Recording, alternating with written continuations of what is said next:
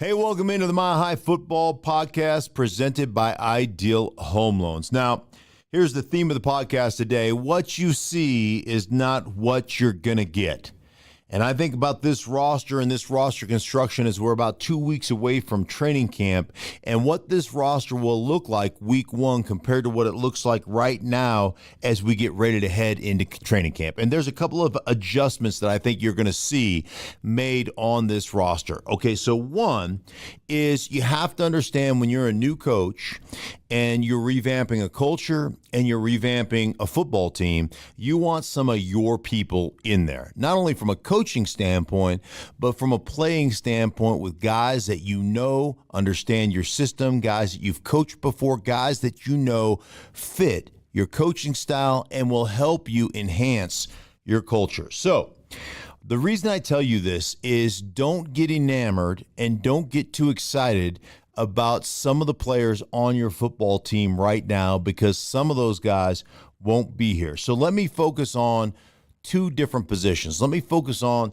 the running back room and let me focus on the wide receiver room. Okay, first off, let's tackle the running back position. So I know Javonte Williams is an unbelievable back, unbelievable power. His ability to run over people, his ability to break tackles is as good as it gets in this league. But he's coming off a really, tough knee injury and ACL reconstruction, plus other things in that knee that he destroyed. We'll see exactly where he is. He says he's ready for training camp.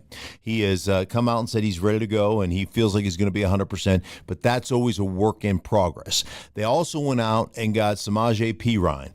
And this kid out of Cincinnati is a guy that can carry that load. He can be that lead back if you need him to. He can be that change of pace back. And he's one of those guys, very much like Javonte Williams, that does everything well. He'll catch the ball in the backfield. He'll be in the blitz pickup situation. Everybody else is an also-ran contributor. Tony Jones Jr., I think, is who they ended up getting out. He's worked for Sean Payton before, more of a special teams guy. Here's what I think will happen. I think that Sean Payton probably has his eye on one or two guys that are currently with other teams. Maybe it was a guy that he wanted to draft. Maybe it was a guy that he knows that played for him with the Saints that has moved on to another team. Somewhere where there's depth in that running back room where those guys are going to get released at the end of camp, and he is going to swoop in and take one of those guys. I don't know who they are. I can't give you the names on those guys, but I don't think it's going to be a Dalvin Cook type of guy that everybody's talked about. He'd fit here. I don't think it's going to be a guy that you have to spend a lot of money on. I think it's going to be a guy that can be a change of pace back, but that also can do everything well. Because Sean Payton wants complete football players, guys that can catch the ball, guys that can, operate in blitz pickup, and guys that can do multiple things. That's why when people keep reaching out to me and saying, well, what about Philip Lindsay? He grew up here and he's a great back and he had 1,000 yards for us. Too one-dimensional.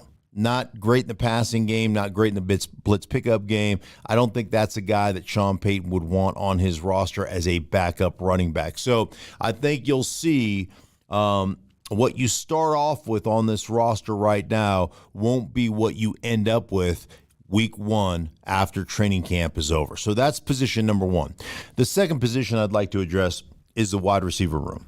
And listen, to be sure, the wide receiver room has been a disappointment. You spent a lot of money in that wide receiver room. As a matter of fact, they're the number one team in the National Football League with money that's allocated to wide receivers. They are tops in the league. No team of the 32 teams in the NFL spends more money on their wide receiver room than the Denver Broncos, which is just to me, is a colossal mistake. I think you build your team from the inside out, not the outside in. But that was the last regime. So you did what you did. That's what you have right there. When you're talking about these guys in general, I truly think coming off an ACL injury, Tim Patrick. I really believe that Tim Patrick is their best player in the receiver room. And I'm not saying he's the fastest or he's the quickest. I'm just saying he's the best player. Now, one of the guys that I think about in that role for Sean Payton is a guy like Michael Thomas. Now, I know Michael Thomas was, a high draft pick, and I know he had 100 and plus, 140 catches one year. But when you go back and you study him, it wasn't him running by people. It wasn't the big plays over the top. It wasn't double moves. He made his living, within 5 yards of the line of scrimmage or 8 yards of the line of scrimmage. He's running little spot routes. He's running the shallow cross or the drive routes. He's running, the basics, a 12-yard in-cutting route. He's running that underneath in the middle of the football field toughness where you have to have great hands. You have to body people up. That's exactly who Tim Patrick is. So I could see Tim Patrick having a breakout season if that knee, ends up being 100%. I could see him taking that role over.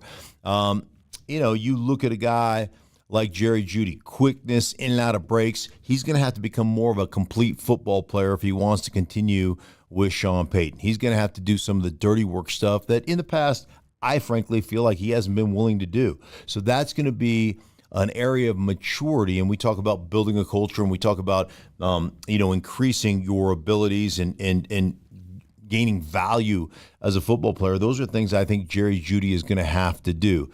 Cortland Sutton had the ACL years ago, has never really bounced all the way back. I think he's a little bit limited athletically, but he has that big body, and he is a guy that I think would be a willing participant to do some things inside, to use that body, to use that frame to body up guys as well. So I think he's got that potential.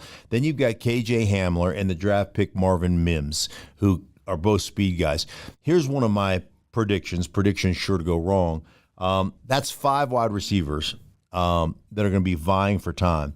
I really believe by the end of training camp, at least one of those guys is going to be gone via trade or via getting cut.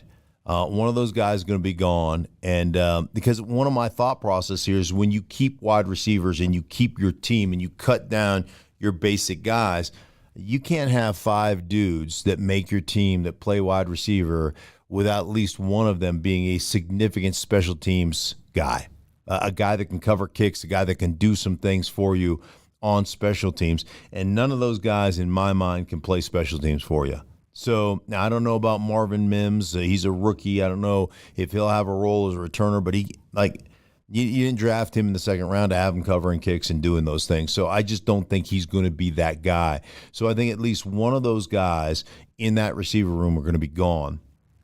KJ Hamler restructured his contract in the offseason to try to make him not a camp casualty. We'll see how that pans out. But I do believe via trade or, like I said, via, just releasing a guy, only 4 of those 5 guys are going to make this football team. So we'll see exactly who that is. But the breakout guy in my mind in that wide receiver room, a guy that could have a huge season based upon his health and if he, overcomes the ACL injury that he had last year, that guy is Tim Patrick, because I think arguably he's not only one of the better wide receivers, I think he's one of the best football players on the Denver Broncos football team. So we'll see exactly how that pans out. But anyhow, those are 2 things to look for as we head into training camp. The way it's constructed right now won't be the way it finishes, so check that out.